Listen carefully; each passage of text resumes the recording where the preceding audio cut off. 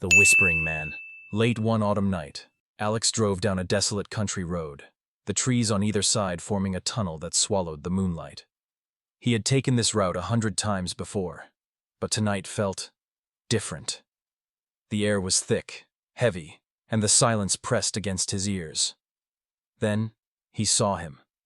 A man stood at the edge of the road, barely illuminated by the headlights.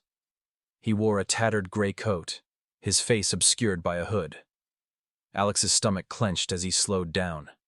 Hitchhikers were common, but something about this man felt wrong. His posture was rigid, his head tilted just slightly, as if listening to something that wasn't there. Alex kept driving. A mile down the road, his phone buzzed. He glanced at it. No signal. That was strange. He always had service here. He sighed and looked back at the road. The man was there again, standing in the same position. Alex's blood ran cold. There was no way he could have gotten ahead.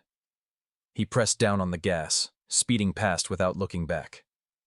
The road twisted and turned, and with every bend, his pulse pounded harder.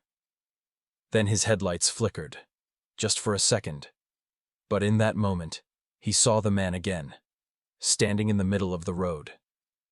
Alex swerved violently, barely avoiding him. His tires screeched, and the car spun to a stop on the side of the road. Breathing heavily, he gripped the wheel, his knuckles white. His chest heaved, a whisper, right next to his ear. "Let me in!" Alex screamed, scrambling to start the car. In the rearview mirror, he saw the man sitting in the back seat, his hood now down. His face was gaunt, eyes sunken, a grin stretching too wide across his face.